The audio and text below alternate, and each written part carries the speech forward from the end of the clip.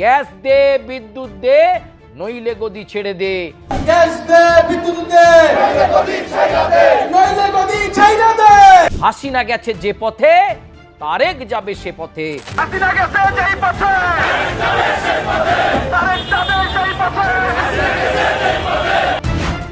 এই বিএনপির সরকারের ওপর চাপ তৈরি করছে নাহিদ ইসলামের দল জাতীয় নাগরিক পার্টি, সাথে অবশ্যই জামাতে ইসলামী রয়েছে। গ্যাসের দাম যদি 1 টাকাও বৃদ্ধি করা হয়, 1 টাকাও, আপনি এই সরকার চালাতে পারবেন না।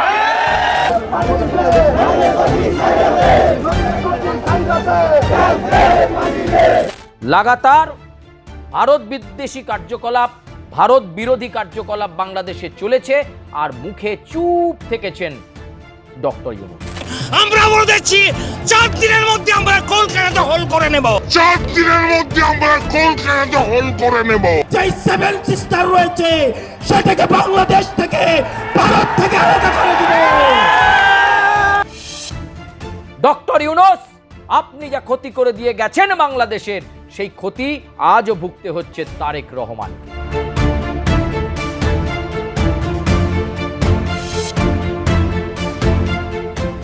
সময় যত বাড়ছে ততই চাপ বাড়ছে তারেক রহমানের, আর যত পরিস্থিতির পরিবর্তন ঘটছে ততই যেন তারেক রহমানের গদি টলমল বলা যেতে পারে। কখন কি হয় সেটা যেন তিনি নিজেই বুঝতে পারছেন না। গোটা দেশ অন্ধকারে নিমজ্জিত, গোটা দেশ বিদ্যুৎ বিভ্রাটে ভুগছে। বিদ্যুৎ সংকটের জেরে ঢাকা থেকে শুরু করে শুধু বাংলাদেশের রাজধানী নয়, শহর থেকে জেলা, প্রত্যন্ত গ্রাম, সর্বত্র নিকষ কালো অন্ধকার। বিদ্যুৎ সংকটে ভুগছে বাংলাদেশ, আপনাদেরকে আগের প্রতিবেদনেই জানিয়েছিলাম। আর এবার এই বিদ্যুতের সংকটময় পরিস্থিতির মধ্যেই জোরালো স্লোগান তারেক রহমান এবং বিএনপির বিরুদ্ধে স্লোগান। এই বিএনপির সরকারের ওপর চাপ তৈরি করছে নাহিদ ইসলামের দল জাতীয় নাগরিক পার্টি অর্থাৎ এনসিপি, সাথে অবশ্যই জামাতে ইসলামী রয়েছে।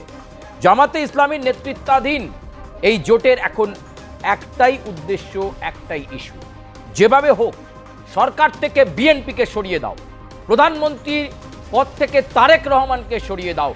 এইটা করতে পারলেই ক্ষমতায় পৌঁছে যাবে জামাত এবং বাংলাদেশের ক্ষমতা জামাতে ইসলামীর নেতৃত্বাধীন জোটের কাছে চলে যাবে। গ্যাস দে, বিদ্যুৎ দে, নইলে গদি ছাইড়া দে, নইলে গদি ছাইড়া দে।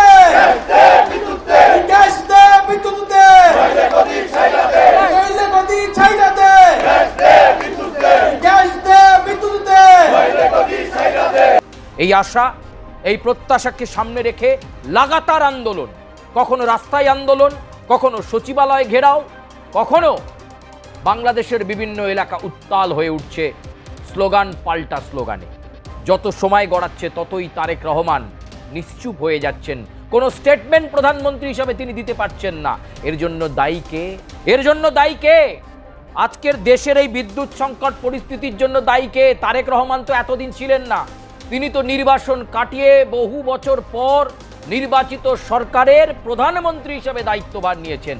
এর জন্য দায় এবং দায়িত্ব যার ওপর বর্তায় তিনি অন্তর্বর্তী সরকারের তৎকালীন উপদেষ্টা ডক্টর ইউনূস। ডক্টর ইউনূস এর জন্য দায়ী। ভারতীয় কোম্পানি আদানি গ্রুপের সঙ্গে চুক্তি যদি ঠিকঠাক রাখতেন তাহলে বিদ্যুৎ সরবরাহের লাইন ঠিকঠাক থাকতো। বিদ্যুৎ সরবরাহ নিয়ে বারবার উদাসীন থেকেছিলেন ডক্টর ইউনূস। প্রায় 1.5 বছরেরও বেশি সময় ধরে বাংলাদেশে তিনি ছিলেন উপদেষ্টা হিসাবে, প্রধান উপদেষ্টা হিসাবে, কিন্তু তিনি কাজের কাজ কিছু করেননি। বরং যেটা তিনি তৈরি করে গেছেন সেটা হচ্ছে ভারতের সঙ্গে খারাপ সম্পর্ক। আপনার পুজো পৌঁছে যাক বিশ্বের দরবারে। প্রতি বছরের মতো এবারও আর+ নিউজ নিয়ে এলো শারদাঞ্জলির সেরা সম্মান 2026। অংশ নিতে সকাল 10টা থেকে সন্ধে 6টার মধ্যে সরাসরি যোগাযোগ করুন আমাদের অফিসে অথবা কল করুন 9836323248 এই নম্বরে। শারদাঞ্জলি শুধুমাত্র আর+ নিউজে। লাগাতার ভারত বিদ্বেষী কার্যকলাপ, ভারত বিরোধী কার্যকলাপ বাংলাদেশে চলেছে, আর মুখে চুপ থেকেছেন ডক্টর ইউনূস। ভারতীয় কোম্পানির সঙ্গে চুক্তি স্থগিত করে দিয়েছেন। ওই চুক্তি যদি স্থগিত না হতো, বকেয়া যে টাকা, সেই টাকা যদি মিটিয়ে দেওয়ার ব্যবস্থা করতেন ডক্টর ইউনূস, তাহলে আজকে বাংলাদেশকে এত বড় বিদ্যুৎ সংকটের মধ্যে পড়তে হতো না। আজকে বাংলাদেশের মানুষকে রাত 8টা বাজলেই অন্ধকারের মধ্যে থাকতে হতো না। আজকে বাংলাদেশের মানুষকে সর্বক্ষণ অন্ধকারের মধ্যে কাটাতে হতো না, যদি সেদিন ডক্টর ইউনূস বকেয়া টাকা ভারতীয় বিদ্যুৎ সরবরাহ কোম্পানিকে দিয়ে দিতেন যে আমরা এই টাকা আপনাদের হাতে তুলে দিচ্ছি, বাকি ছিল আপনারা বিদ্যুৎ সরবরাহ ঠিকঠাক রাখবেন। কিন্তু একবারও সেটা করেননি। আসলে তাদের উদ্দেশ্য ছিল শুধুমাত্র রাজনীতি করা, মানুষের উন্নতি না করা। মানুষের উন্নতি করার ইচ্ছা যদি থাকতো ডক্টর ইউনূস তখনই এই বিষয়টা গুরুত্ব দিয়ে দেখতেন যে আগামীতে যাতে বাংলাদেশকে বিদ্যুৎ সংকটের মধ্যে পড়তে না হয়। এবার ডক্টর ইউনূস সময় মতো গদি ছাড়লেন, নির্বাচন এলো। জাতীয় সংসদ নির্বাচনে ডক্টর ইউনূস বলেছিলেন যে যারা মানুষের গণতান্ত্রিক রায়ে জিতে আসবে তারাই সরকার গড়বে। গণতান্ত্রিক রায়ে জিতে এলো বিএনপি, একক সংখ্যাগরিষ্ঠতা পেল বিএনপি এবং প্রধানমন্ত্রী হলেন খালেদা জিয়া পুত্র তারেক রহমান। অর্থাৎ এখন তারেক রহমানের উপর চাপ বাড়ছে, কিন্তু আসল ভুল, বাংলাদেশের আসল বিপদটা করে দিয়ে গেছেন ওই বিজ্ঞ মানুষটি ডক্টর ইউনূস। তিনি যদি বকেয়া টাকা ভারতের ওই বিদ্যুৎ সরবরাহ কোম্পানিকে দিয়ে দিতেন তাহলে আজকে চুক্তি অনুযায়ী সমস্ত কিছু পেতেন, বিদ্যুৎ কোনো অসুবিধে হতো না, বিদ্যুতের ভারসাম্য বজায় থাকতো, গোটা বাংলাদেশ আলোকিত থাকতো। কিন্তু তা না করে আদানি গ্রুপের বকেয়া টাকা না দিয়ে ভারতের সঙ্গে খারাপ ব্যবহার করে এবং ভারত বিদ্বেষী কার্যকলাপে বাংলাদেশের বিভিন্ন মানুষকে লেলিয়ে দিয়েছেন ডক্টর ইউনূস। আর আজকে তার ফল ভুগতে হচ্ছে কাকে? ফল ভুগতে হচ্ছে বর্তমান প্রধানমন্ত্রী তারেক রহমানকে। ইতিমধ্যেই তারেক রহমানের বিরুদ্ধে স্লোগান তুলেছেন নাহিদ ইসলাম, গ্যাস দে, বিদ্যুৎ দে, নইলে গদি ছেড়ে দে। গ্যাস দে, বিদ্যুৎ দে, নইলে গদি ছেড়ে দে। গ্যাস দে, বিদ্যুৎ দে, নইলে গদি ছাইরা দে, নইলে গদি ছাইরা দে। গ্যাস দে, বিদ্যুৎ দে, গ্যাস দে, বিদ্যুৎ দে, নইলে গদি ছাইরা দে। বাংলাদেশে এখন দুটো মূল সংকট, এক হচ্ছে বিদ্যুৎ, আলো নেই, পড়াশোনায় অসুবিধে, হাসপাতালগুলোতে অসুবিধে, কার্যক্ষেত্রে অসুবিধে, স্বাভাবিক জনজীবন বিপর্যস্ত হচ্ছে বিদ্যুৎ না থাকার কারণে।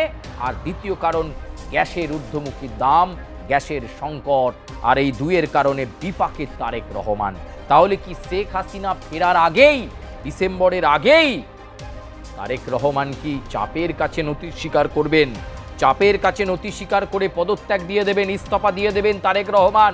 প্রধানমন্ত্রীর পদ থেকে কি ইস্তফা দিয়ে দেবেন তারেক রহমান? সেই লাগাতার চাপ এবং পরিস্থিতির বিচারে আরো চাপ বাড়াচ্ছে জামাতে ইসলামী এবং এনসিপি। তারা বলছে লাগাতার আন্দোলন চলবে, গ্যাস দে, বিদ্যুৎ দে, নইলে গদি ছেড়ে দে। হাসিনা গেছে যে পথে, তারেক যাবে সে পথে। দিকে দিকে সেই স্লোগান চলছে, কিন্তু তারেক রহমান বিচক্ষণতা দেখাচ্ছেন। দীনেশ ত্রিবেদী তাকে ধৈর্য ধরতে বলেছেন, বাংলাদেশে নিযুক্ত ভারতীয় হাই কমিশনার। তিনি বলেছেন যে তিনি দেখছেন কিভাবে পাশে থাকা যায়।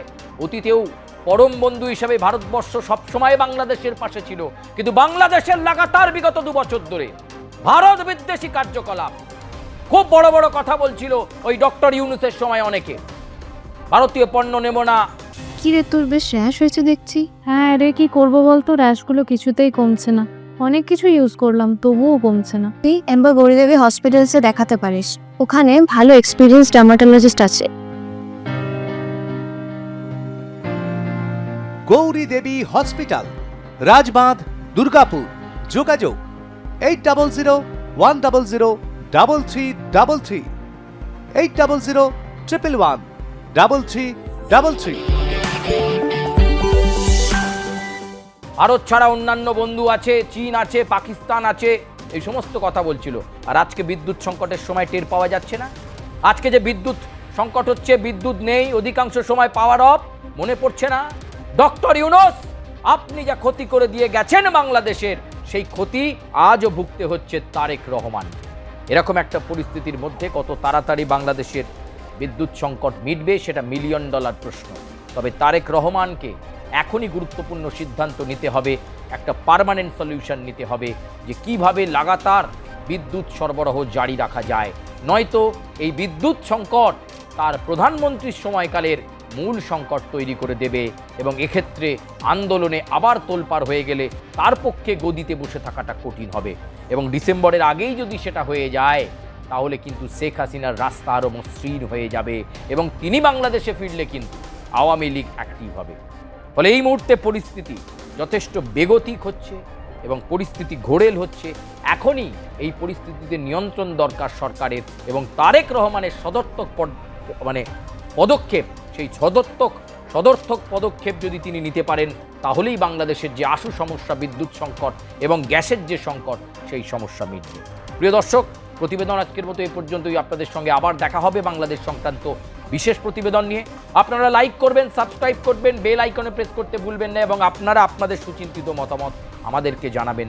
আমরা চেষ্টা করব আপনাদের কাছে আরও সুনির্দিষ্ট বাংলাদেশ সংক্রান্ত বিশ্লেষণ রাখবার জন্য। তবে আবার বলছি, মন্তব্য করতে ভুলবেন না। আপনাদের মন্তব্য আমাদের শিরোধার্য। ধন্যবাদ, বিদায় নিচ্ছি।